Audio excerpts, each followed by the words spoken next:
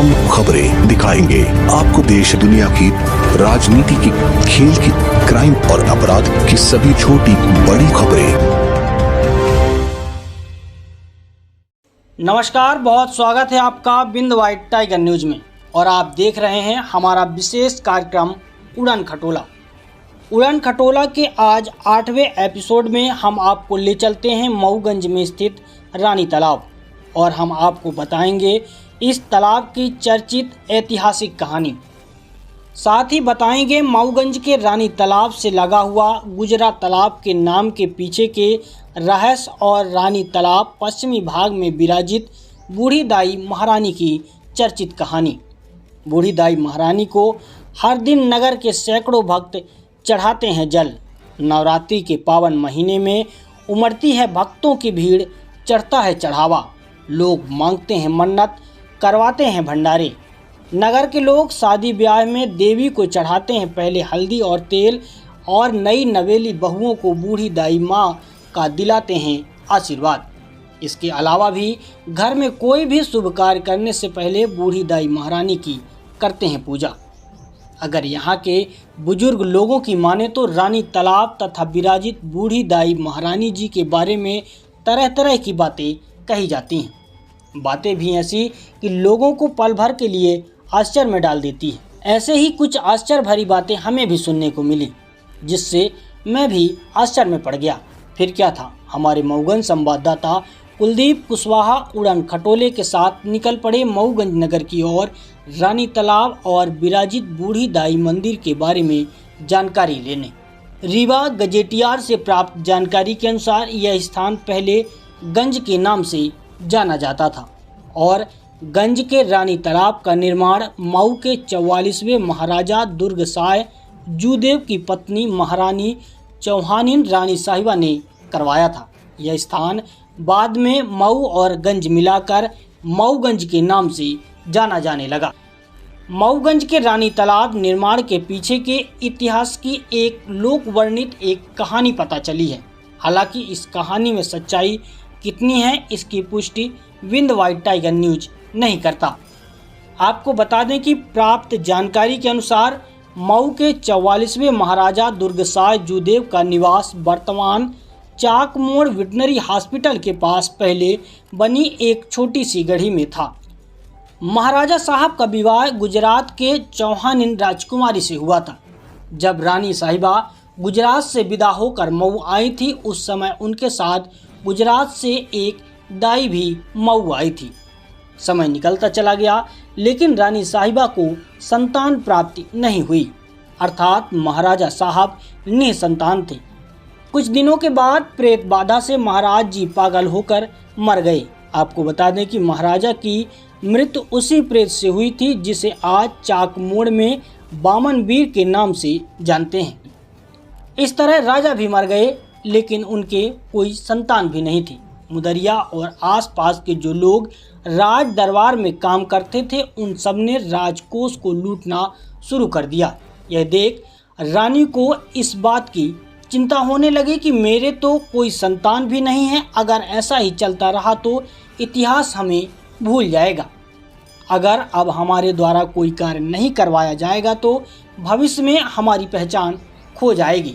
फिर क्या था, रानी के पास जो शेष धन जेवर बचे थे, उसी से अपनी पहचान सदियों तक रखने के लिए गंज के एक मुड़हा समुदाय के लोगों से गंज के उत्तरी भाग में एक तालाब निर्माण करवाया, जो आज रानी तालाब के नाम से जाना जाता है। इसी रानी तालाब के पश्चिमी भाग में एक देवी की स्थापना है, जिसे महारानी बूढ़ी दाई के नाम से पूजा जाता है। जब हमारे मऊगंज संवाददाता कुलदीप कुशवाहा ने इस महारानी देवी के स्थापना के पीछे के रहस्य को जानने का प्रयास किया तो पता चला कि जब विवाह के समय रानी गुजरात से विदा होकर मऊ आई थी, उस समय उनके साथ एक सेवक दाई भी मऊ आई थी, जिसे लोग दाई कहते थे। जब उस दाई की बुढ़ापे में मृत्यु हुई तो रानी साहिबा ने जो तालाब बनवाया था, उसी के पश्चिमी भाग में बूढ़ी दाई का अंतिम संस्कार करवा दिया। उसी स्थान पर एक छोटा सा चबूतरा भी बनवा दिया। बताया जाता है कि आज जिसे महारानी बूढ़ी दाई के नाम से पूजा जाता है, वास्तविक में यह वही समाधि स्थल है जिस पर धीरे धीरे लोग पूजा पाठ करना शुरू कर दिए। इसके बाद रानी साहिबा ने गुजर बसर के लिए इसी रानी तालाब से सटाकर एक और तालाब का निर्माण करवाया, जिसे आज गुजरात तालाब के नाम से जानते हैं। बता दें कि पहले गंज का आय प्रमुख साधन पान था। इन्हीं तालाबों में पान की खेती बहुत ज़्यादा की जाती थी। आपको जानकर आश्चर्य जरूर होगा कि लखनऊ और कोलकाता के प्रसिद्ध पान के अधिकांश भाग का उत्पादन गंज अर्थात मऊगंज में होता था, जो ऊंट के माध्यम से इन शहरों तक जाया करता था। इसके बाद फसलों के लिए बरसात के पानी को रोकने के उद्देश्य से वहीं आसपास कई अन्य तालाबों का निर्माण करवाया गया, जो आज भी मऊगंज नगर की सीमा से लगे हुए हैं। दोस्तों, आज का हमारा संग्रह कैसा लगा कमेंट बॉक्स में ज़रूर बताएं। आइए अब हम आपको दिखाते हैं हमारे मऊगंज संवाददाता कुलदीप कुशवाहा के साथ रानी तालाब की हमारे कैमरे में कैद कुछ झलकियां। नमस्कार, आप अपना विशेष शो उड़न खटोला देख रहे हैं और मैं हूं कुलदीप कुमार। और आज अपना उड़न खटोला लेके हम पहुंचे हैं मऊगंज नगर के सीमा के अंदर ही स्थापित महारानी बूढ़ी देवी मंदिर, और यहीं हमारे सामने रानी तालाब है, जो है स्थान रानी तालाब के नाम से पूरे नगर में जाना जाता है। आज इस नगर में स्थित मऊगंज नगर में स्थित इस रानी तालाब, बूढ़ी मंदिर और गुजरा तालाब के चर्चित इतिहास को जानते हुए आज हम यहाँ की कुछ तस्वीरें कैद करने आए हैं। चलिए आपको हम यहाँ की एक तस्वीर दिखाएंगे। उससे पहले रानी तालाब के बारे में पुरानी मान्यता क्या है लोगों का कहना, पुराना इतिहास क्या कहता है, इनकी चर्चित कथाएं क्या हैं, एक एक करके आपको संपूर्ण कथाएं हम आपको दिखाएंगे।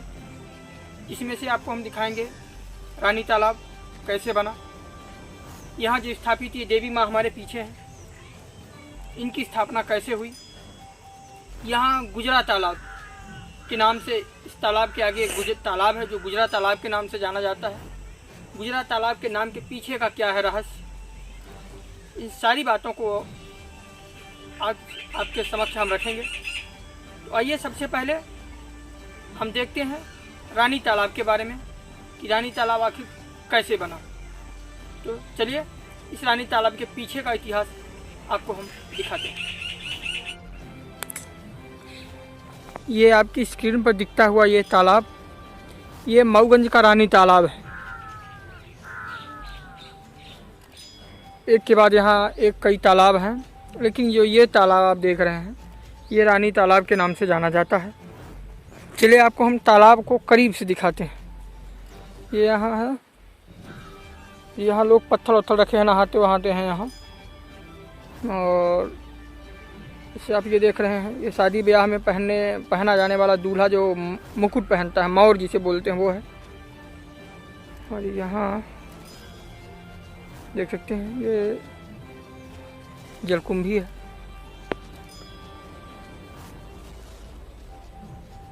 यहाँ इस तरह के फूल पूरे तालाब में खिले हुए हैं, आप देख सकते हैं। ये पूरी तालाब है ये। और इधर मऊगंज नगर,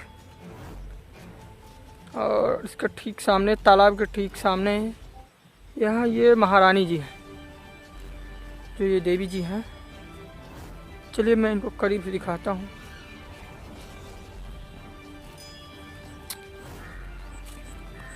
ये तालाब के हम अभी अंदर हैं और तालाब के बाहर जा रहे हैं। और तालाब के ऊपर जाने के लिए इन सीढ़ियों का सहारा लेना पड़ता है। यहाँ से ये पानी तो इस समय तालाब में कम है, लेकिन जब रहता होगा तो यहाँ तक शायद पानी रहता होगा। और ये कुछ सीढ़ियाँ हम चढ़ कर के ऊपर जा रहे हैं। और जैसे देख सकते हैं यहाँ ये कल्पवृक्ष यानी पीपल का पेड़ है, कुछ फूल लगे हुए हैं। और इधर जो है तो बरगद का पेड़ है। और ये सीढ़ियाँ चढ़कर हम ऊपर जा रहे हैं। ये हम आ गए रोड पर। ये आरसीसी प्रधानमंत्री रोड बनी हुई है यहाँ। ये देखिए हम रोड पर आ गए हैं। और ये इस पीपल के नीचे कुछ प्रतिमाएं स्थापित हैं और इस तरफ से भी देखें तो इधर भी कुछ प्रतिमाएं हैं। इस तरह ऊपर से रानी तालाब कुछ इस तरह दिखता है, इस तरह।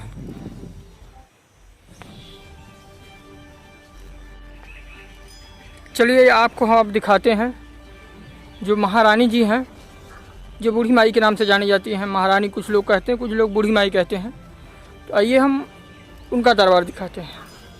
ये यहाँ से सीढ़ियाँ लगी हुई हैं और ये है यहाँ देवी माँ विराजी हुई है। ये है महारानी जी, इसे बूढ़ी माई के नाम से भी जाना जाता है।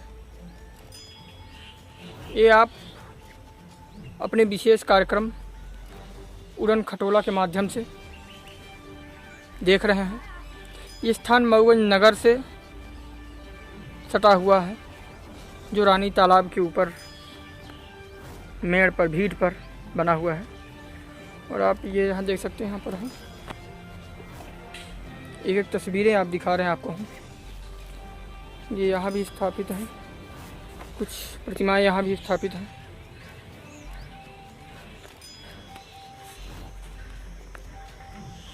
इस तरह का पूरा दृश्य दिखता ही है यहाँ से।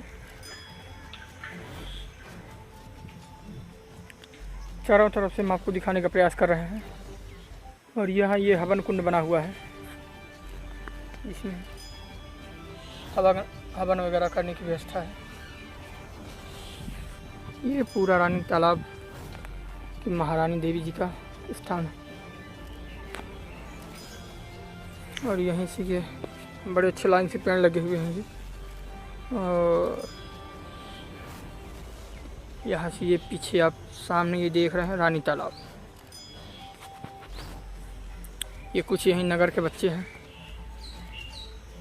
है ना, जो घूमने फिरने आए होंगे। क्या नाम है बेटा आपका? पवन नाम है। स्कूल जाते हो? बंद है। अच्छा, यह कौन जगह? रानी तालाब कहा हुआ था कहाँ? हाँ। अच्छा, इनका सूरज नाम है, उनका शुभम। चलिए, बहुत अच्छा नाम है। देखिए बच्चे हैं छोटे छोटे। तो ये रानी तालाब है।